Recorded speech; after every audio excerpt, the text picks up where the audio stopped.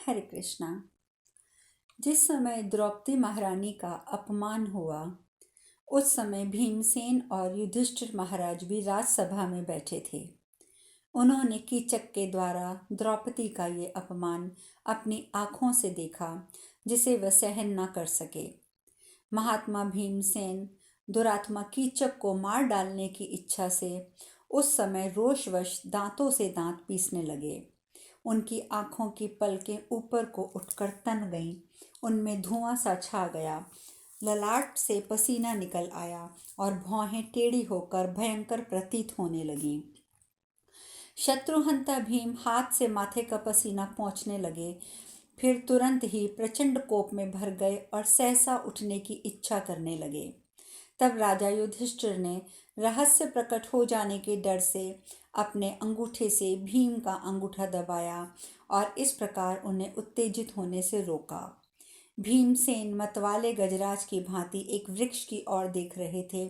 तब युधिष्ठिर महाराज ने उन्हें रोकते हुए कहा, बल्लभ, क्या तुम ईंधन के लिए वृक्ष की ओर देखते हो? यदि रसोई के लिए सूखी लकड़ी चाहिए तो बाहर जाकर वृक्षों से ले लो। जिस हरे भरे वृक्ष की शीतल छाया का आश्रय ले रहा जाए उसके किसी एक पत्ते से भी द्रोह नहीं करना चाहिए। उसके पहले के उपकारों को सदा याद करके उसकी रक्षा करनी चाहिए। तब भाई के संकेत को समझने वाले भीमसेन उस समय चुप हो गए। भीमसेन के उस क्रोध को तथा राजा युधिष्ठिर की शांतिपूर्ण चेष्टा को देखकर द्रौपदी महारानी अधिक क्रुद्ध हो उठी। कीचक के पीछा करने से कृष्णा की आंखें रोष से लाल हो रही थी। वे खींच के कारण बार बार रोने लगीं। इधर सुंदर द्रौपदी राजसभा के द्वार पर आकर अपने दीन हृदय वाले पतियों की ओर देखती हुई मत्स्य नरेश से बोली। उस समय वह प्रतिज्ञा रूप धर्म से आबद्ध होने के कारण को स्वरूप को छिपा रही थी, किंतु उसके नेत्र मानो जल रहे थे, इस प्रकार भयंकर हो रहे थे। द्रौपदी महारानी ने कहा, जो स्वभाव से ही प्रजाजनों की रक्षा में लगे हुए हैं, सदा धर्म और सत्य के मार्ग में स्थित हैं, प्रजा और अपनी संतान में कोई अंतर नहीं समझते, उन अमित तेजस्वी राजाओं को चाहिए कि वे सदा आश्रित जनों का पालन और रक्षण करें। जो प्रियजनों और द्वेष पात्रों से भी संभाव रखते हैं, प्रजाजनों में विवाद आरंभ होने पर जो राजा धर्मासन बनकर समान भाव से प्रत्येक कार्य पर विचार करते हैं, वे ही दोनों लोगों को जीतते हैं। राजन, आप धर्म के आसन पर बैठे हैं, मुझ निरपराध अबला की रक्षा कीजिए। महाराज, मैंने कोई अपराध नहीं किया, तो भी ये दुरात्मा कीचक ने आपके देखते देखते मुझको लात मारी है, मेरे साथ खरीदे हुए दास का सा वर्ताव किया है। मत्स्यराज, जैसे पिता अपने औरस पुत्रों की रक्षा करता है, उसी प्रकार आप अपने प्रजाजनों का रक्षण कीजिए। जो मोह में डूबा हुआ राजा अधर्म युक्त कार्य करता है, उस दुरात्मा को उसके शत्रु शीघ्र ही वश में कर लेते हैं। आप मत्स्य कुल में उत्पन्न हुए हैं, सत्य ही मत्स्य नरेशों का महान आश्रय रहा है। आप भी इस धर्मपरायण कुल में ऐसे धर्मात्मा पैदा हुए हैं। अतः नरेश, मैं आपसे शरण देने के लिए रुदन करती हूँ। राजेंद्र, आज आप मुझे इस पापी कीचक से बचाइए।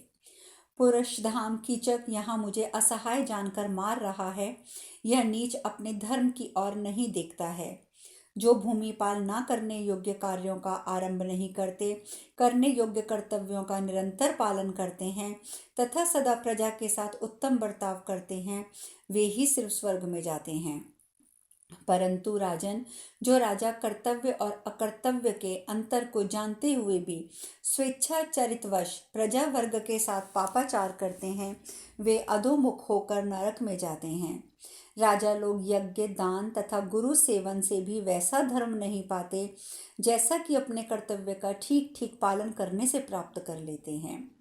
पूर्व काल में सृष्टि की रचना के समय ब्रह्मा जी ने क्रिया करने और ना करने की स्थिति में पुण्य और पाप की प्राप्ति के विषय में इस प्रकार कहा था, मनुष्यों, तुम लोगों को इस पृथ्वी लोक में द्वंद्व रूप में प्राप्त धर्म और अधर्म के विषय में भली भांति समझकर कर्म करना चाहिए, क्योंकि अच्छी या बुरी जैसी नियत काम किया जाता है वैसे ही कर्म जनित फल मिलता है।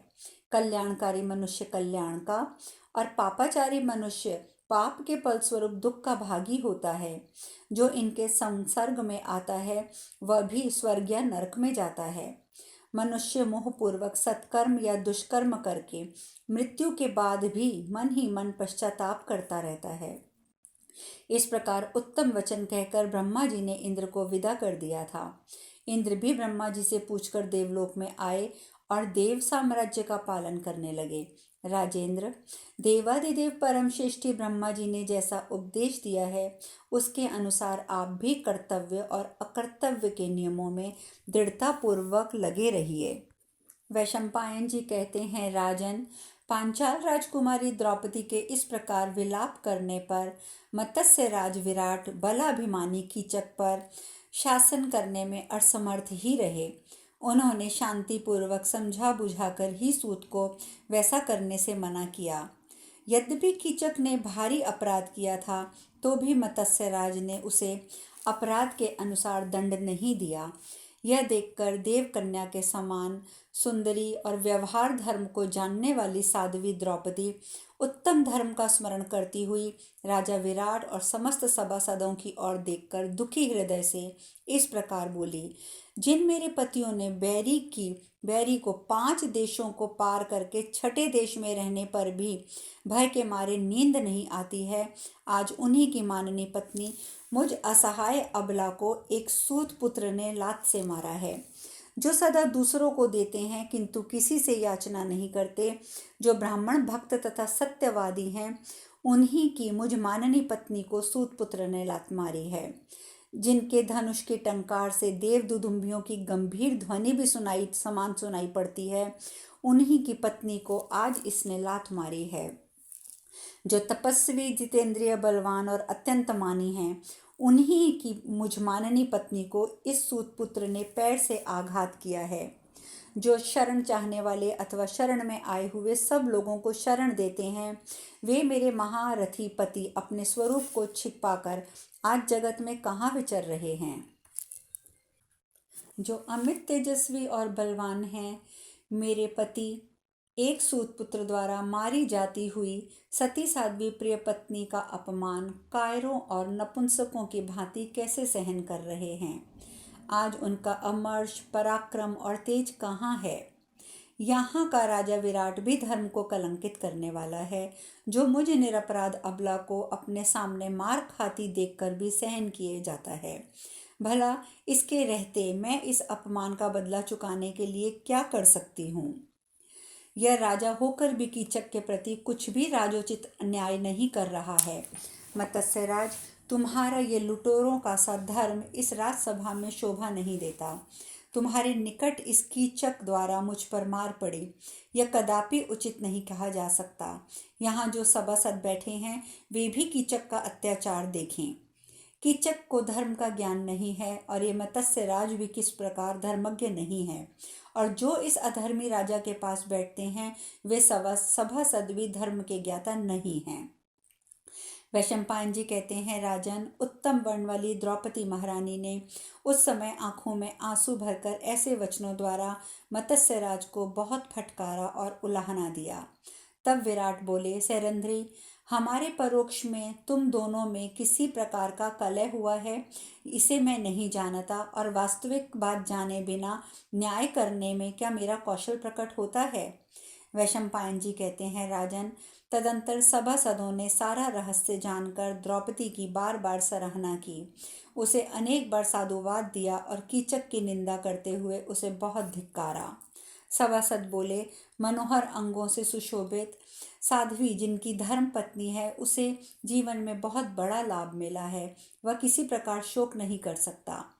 जिसका शरीर शुभ और हष्टपुष्ट है, जिसके मुख अपने सौंदर्य से कमल को पराजित करते हैं, जिसकी मंद मंद गति हंस तिरस्कृत करती है, यही नारी पद प्रहार के योग्य नहीं है। जिसकी हथेली कमल, चक्र, ध्वजा, शंख, मंदिर और मगर के चिन्हों से सुशोभित है, उस शुभ लक्षणा नारी को पैरों से ठुकराया जाए, ये कदापि उचित नहीं है। यह समस्त शुभ लक्षणों से संपन्न है, इसका मुख पूर्ण चंद्र के समान है। ऐसी नारी को पैरों से ठुकराना, लात मारना, ये कदापि योग्य बात नहीं है। मनुष्य जाति में तो सती, साध्वी और सुंदर स्त्री सुलभ ही नहीं होती। इसके अंग भी निर्दोष हैं, हम तो इसे मानवी नहीं देवी मानते हैं। वैशंपायन जी कहते हैं, राजन, इस प्रकार द्रौपदी को देखकर सभासदों ने उसकी प्रशंसा की। उस समय कीचक के प्रति क्रोध होने के कारण युधिष्ठिर के ललाट में पसीना आ गया। तदंतर सुंदर द्रौपदी लंबी सांस खींचकर नीचा मुख किए भूमि पर खड़ी हो गई और राजा युधिष्ठिर को कुछ कहने के लिए उद्यत देख वह स्वयं मौन रह गई। तब उस कुरुनंदन ने अपनी प्यारी रानी से इस प्रकार कहा, सैरेंद्री, अब तू यहाँ ना ठहर, रानी सुदेशना के महल में चली जा। पति का अनुसरण करने वाली वीर पत्नियां सब क्लेश चुपचाप सहन कर लेती हैं। जो पति से वार्ता पूर्वक क्लेश उठाती हैं वे साध्वी देवियां पति लोक पर विजय पा लेती हैं। मैं समझता हूँ तुम्हारे सूर्य के समान तेजस्वी पति गंधर्वगण अभी क्रोध करने का अवसर नहीं देखते, इसीलिए तुम्हारे पास दौड़कर नहीं आ रहे हैं। सैरेंद्री, तुम मोक्ष धर्म से संबंध रखने वाली बातें सुनो। धर्मशास्त्र के अनुसार कुलवती स्त्रियों का धर्म इस प्रकार देखा गया है। स्त्री के लिए ना तो कोई यज्ञ है, ना श्राद्ध, ना उपवास। स्त्रियों के द्वारा जो पति की सेवा होती है वही उन्हें स्वर्ग की प्राप्ति करा देती है। कुमारावस्था में पिता, युवावस्था में पति, वृद्धावस्था में पुत्र नारी की रक्षा करता है। नारी को स्वतंत्र तो रहना नहीं चाहिए। पतिव्रता स्त्रियां नाना प्रकार के क्लेश सहकर तथा शत्रुओं द्वारा अपमानित होकर भी अपने पतियों पर कभी क्रोध नहीं करती हैं। इस प्रकार अनन्य भाव से पति की सुश्रम करने वाली स्त्रियां पुण्य लोक को प्राप्त होती हैं।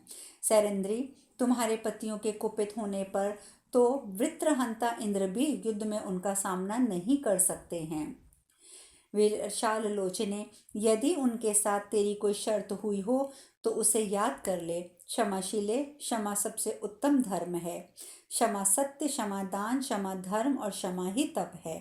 क्षमाशील मनुष्यों के लिए ही यह लोक और परलोक है, जिसके 2 उत्तरायण एवं दक्षिणायन अंश हैं, 12 मास अंग हैं, 24 पर्व हैं और 360 दिन अरे हैं। उस काल चक्र के पूर्ण होने में यदि 1 मास की कमी रह गई हो तो कौन उसकी प्रतीक्षा न करके क्षमा का त्याग कर सकता है।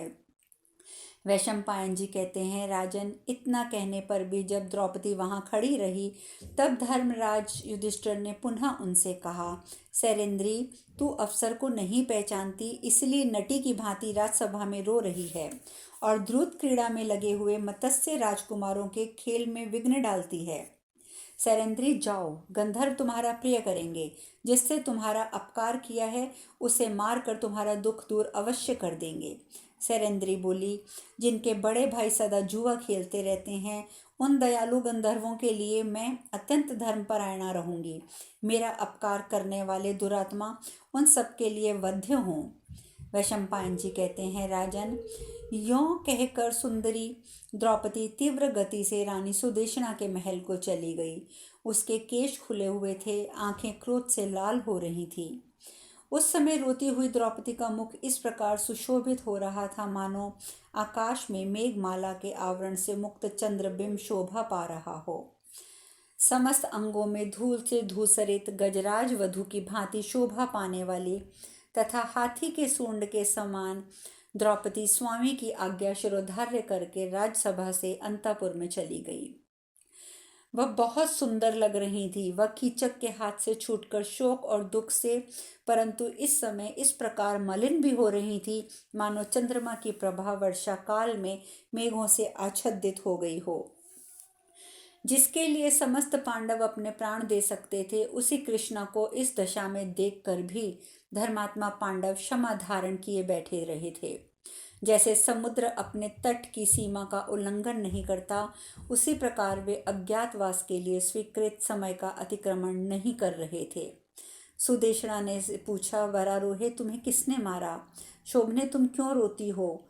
आज किसका सुख समाप्त हो गया? किसने तुम्हारा अपराध किया है? कमल के समान कमनीय ये तुम्हारा ये मुख आज ऐसा मलिन क्यों हो रहा है? तुम रोती हुई अपने मुख पर बहे हुए आंसुओं को पोंछ रही हो।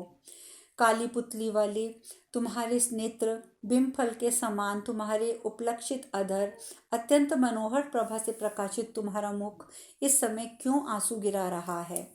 वैशंपायन जी कहते हैं, जन्मेजय, तब कृष्णा ने लंबी सांसें खींचकर कहा, तुम सब जानती हुई भी मुझसे क्यों पूछ रही हो? स्वयं ही मुझे अपने भाई के पास भेजकर अब इस प्रकार की बातें क्यों बना रही हो? द्रौपदी फिर बोली, मैं तुम्हारे लिए मदिरा लाने गई थी। वहां कीचक ने राजसभा में महाराज के देखते देखते मुझ पर प्रहार किया, ठीक उसी तरह जैसे कोई निर्जन वन में किसी असहाय अबला पर आघात करता हो। सुदेशना ने कहा, यदि तुम्हारी सम्मति हो तो मैं कीचक को मरवा डालूं, जो काम से उन्मत्त होकर तुझ जैसी दुर्लभ देवी का अपमान कर रहा है।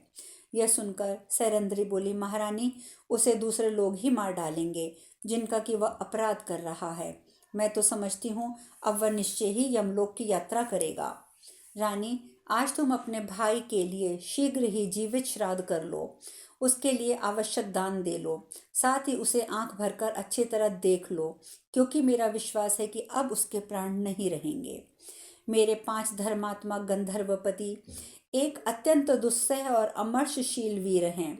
भूतल पर बल में उनकी समानता करने वाला कोई दूसरा नहीं है।